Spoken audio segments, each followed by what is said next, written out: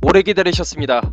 프리미어리그 편 프로토 34회 승부 예측 영상을 지금부터 시작하도록 하겠습니다. 지난 회차 승부 예측 결과는 아스날이 홈에서 크리스탈 팰리스에게 지고 말았습니다. 와, 솔직히 맨시티 토트넘 경기, 카디프 리버풀 경기는 어느 정도 예측을 할 수 있는 경기였었는데, 에버턴 맨유 경기는 솔직히 경기 있기 전까지는 그래도 맨유가 이렇게까지 발리진 않을 거다, 그래도 에버턴이 한 점차 승리를 거둘 거다, 이렇게 생각을 했었는데 에버턴이 4대0 승리를 거두면서 제 예측은 정말 오랜만에 다 맞을 줄 알았어요. 근데 크리스탈 팰리스의 그 승패 이 공식이 또 성립을 할 줄은 몰랐어요. 아스날의 연승, 홈 연승이 깨질 줄은 몰랐습니다. 이렇게 해서 저는 또다시 올킬에 실패하고 말았습니다. 이번 회차 솔직히 이번 회차는 좀 어떻게 될지 좀 가늠하기가 힘든데, 그래도 어쨌든 간에 진행을 한번 해보도록 하겠습니다. 이번에 예측할 경기는 토트넘 대 웨스트햄 경기, 레스터 대 아스날, 그리고 번리 대 맨시티, 맨유 대 첼시, 이 4경기를 한번 예측해보도록 하겠습니다. 먼저 토트넘 대 웨스트햄 경기인데, 토트넘이 지금 챔피언스리그를 앞두고 있습니다. 정말 이변의 주인공 아약스를 상대로 4강 경기를 치르게 되는데, 손흥민 선수가 1차전에 나설 수가 없습니다. 그 얘기는 토트넘 이 웨스트햄 경기에 손흥민 선수가 무조건 선발로 뛸 가능성이 높다는 겁니다. 이 경기에서 손흥민 선수의 역할이 정말 중요하고, 새 구장으로 이전한 이후에 홈경기 4전 전승을 기록하고 있고, 지금 8득점 무실점, 홈에서 맨시티까지 이긴 바가 있습니다. 이것도 좀 염두에 둘 사항이 될 것 같고, 대신에 이제 어쨌든 간에 챔피언스 리그를 좀 준비를 해야 돼요. 왜냐, 아약스는 주말 경기를 아예 그냥 미뤘어요.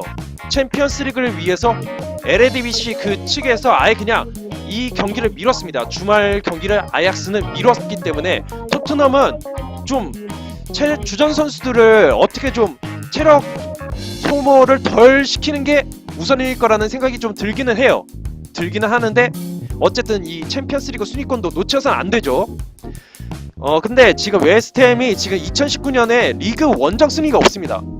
거기다가 원래 원정에서 올 시즌에 부진한 웨스트햄이고, 토트넘이 웨스트햄을 상대로 홈에서 좋은 모습을 보여주고 있다는 사실, 이것을 좀 감안했을 때에는 저는 로테이션을 좀 돌린다 할지라도 저는 토트넘이 이 경기를 잡을 가능성이 좀 있다는 생각이 듭니다. 저는 이 경기 토트넘의 승리를 예측해 보도록 하겠습니다. 다음으로 레스터 대 아스날 경기. 자, 레스터가 지금 로저스 감독이 부임하고 나서 4승 1무 2패로 선전을 하고 있습니다. 이 로저스 감독의 전술과 기존에 있는 이 바디를 중심으로 한 이 공격 전개가 확실히 좀 효과를 보고 있다는 것이 바디 선수의 득점 기록만으로도 나타납니다. 이게 바디 선수가 이 기간 동안에 7골을 넣으면서 정말 부활의 날갯짓을 펼치고 있는 상황이에요. 거기다가 메디슨, 반스 같은 이런 이선 자원들도 어느 정도 좀 백업이 잘 되다 보니까는 이런 성적이 계속해서 이어지고 있다는 사실. 최근에는 그래도 1무 1패로 약간 주춤하고 있지만, 레스터는 역시 레스터, 좀 방심해서는 안 되겠죠. 이 레스터의 역습 한방, 스피드를 살려서 하는 이 공격 전개가 아스날을 상대로도 좀 효과를 볼 가능성이 있다는 생각이 듭니다. 저는 특히나 이 아스날이 지금 2019년 원정에서 2승 1무 4패로 좀 상당히 부진해요. 상당히 부진하고, 거기다가 이제 유로파 리그에서 발렌시아를 만나요. 4강전에서 이 발렌시아와의 경기도 신경을 써야 되는데, 지금 홈 경기 패배에다가 이 원정 경기에서도 내리 안 좋은 모습을 보여주고 있다 보니까 이 리그 4위권도 좀 안심할 수가 없다, 진입하기가 어려울 것 같다는 생각이 좀 듭니다. 근데 이 두 개를 다 대비를 해야 되는 이 아스날의 지금 현재 상황이 상당히 좀 부담감이 많이 될 거라는 생각이 드네요. 거기다가 지금 원정에서 특히나 기복 있는 그 공격력, 골 결정력, 거기다가 수비가 지금 지난 울버햄튼 경기에서는 아예 무스타비 선수를 뺐음에도 불구하고 3대1로 지고 말았습니다. 그러다 보니까는 이 수비 선발 라인업을 어떻게 해야 될지 정말 고민이 많을 수밖에 없는 아스날일 것 같다는 생각이 들어서, 좀 아스날의 입장에서 너무 좀 부담감이 큰 경기가 될 거라는 생각이 듭니다. 그래서 이 경기는 레스터의 승리를 예측해 보도록 하겠습니다. 레스터가 이 역습 한 방으로 아스날을 좀 무너뜨릴 가능성이 좀 있을 것 같다는 생각이 들어요. 그래서 저는 레스터의 승리를 예측해 보도록 하겠습니다. 자, 번리 대 맨시티 경기. 저는 이 경기가 좀 가장 기대가 커요. 이 경기에서 지금 맨시티가 어떻게든 남은 경기 다 승리를 거둬야지 자력으로 우승을 확정 지을 수 있기 때문인데, 맨시티가 지금 뉴캐슬과의 1월 30일 경기에서 패배한 이후 리그 11연승입니다. 그러면서 지금 리버풀이 연승을 달리고 있음에도 불구하고 맨시티가 계속해서 선두 자리를 마지막까지 지키고 있는 상황인데, 이 경기에서 스털링, 베르나르도 실바, 사네 선수가 저는 정말 중요하다는 생각이 듭니다. 특히나 이 베르나르도 실바가 최근 들어서 완전 물이 올랐어요.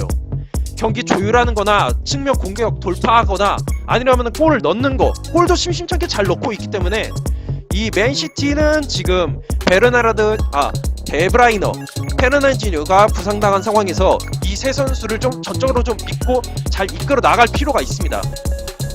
그리고 한 가지 더 얘기를 드리자면은 아구에로 선수가 지금 리그 4경기에서 무득점을 기록하고 있습니다. 이게 완전히 경기력이 부진하다고는 볼 수는 없으나 어쨌든 공격수다 보니까는 득점이 없다는 것은 좀 신경이 쓰일 수밖에 없다는 것이, 이게 좀 변수가 될 것 같다는 생각이 살짝 듭니다. 그리고 번리가 4연패 뒤에 최근 4경기에서 3승 1무로 선전을 하고 있다는 점, 거기다가 전반기에는 빅식스 상대로 6연패를 기록했는데 후반기에는 1승 2무 1패로 선전을 하고 있다는 사실, 이 1승을 토트넘 상대로 기록했었고, 이 맨유가 한참 잘 나갔을 때에도 원정 경기에서 2대2 무승부, 그리고 최근에 있었던 첼시와의 원정 경기에서도 2대2 무승부를 거두면서 쉽게 지지 않는 모습을 보여주고 있기 때문에 아마 맨시티도 이런 점에 있어서는 좀 신경이 쓰일 것 같다는 생각이 듭니다. 특히나 이 우드와 반스 선수의 이 제공권에서 밀리게 된다면은 맨시티는 어쩌면 이 경기 승리 못 거둘 수도 있습니다. 이 우드와 반스 선수의 이 헤딩 한 방은 정말 좀 날카롭기 때문에 이것에 대해서 맨시티가 상당히 신경을 좀 많이 써야 될 것 같아요.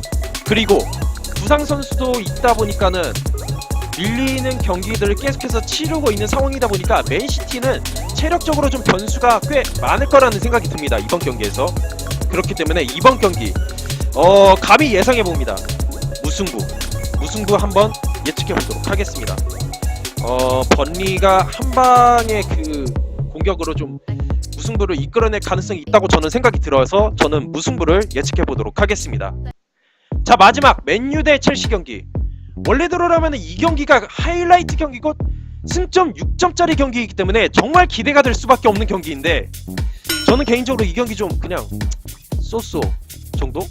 왜냐면은 맨유가 최근 컵대회 포함해서 10경기에서 3승 7패로 부진한 성적을 거두고 있고, 리그 울버햄튼과의 경기 이후 이 골을 이후로 필드골이 없습니다. 웨스트햄전에서의 이 두 골 모두 PK였습니다. 울버햄튼 다음 경기에서 두 골 모두 PK로 넣은 거지, PK 제외하고는 진짜 필드골이 없습니다. 이런 점에 있어서 맨유에 대한 기대치가 좀 떨어지고, 거기다가 최근에 수비하는 모습을 보면은 아니 어떻게 된 게 좀 공격을 차단하려고 이렇게 몸을 날리거나 아니라면은 좀 뭔가 압박을 하는 게 정말 어설퍼요. 정말 어설프고, 거기다가 팀 분위기도 뭐 솔샤르 감독은 좀 선수들이 제대로 안 뛰고 있다. 솔직히 제가 봤을 때도 그래요. 제대로 안 뛰고 있고, 그런 상황에서 주급 얼마 아니면 이적하겠다, 이런 이적설 잡음. 맨유는 지금 좀 상당히 지금 내부적으로도 외부적으로도 지금 너무 안 좋은 상황이에요. 분위기가 상당히 안 좋고, 뭐 첼시 같은 경우에는 지금 리그 2019년 리그 원정에서 2승 5패에다가 4득점 18실점이에요.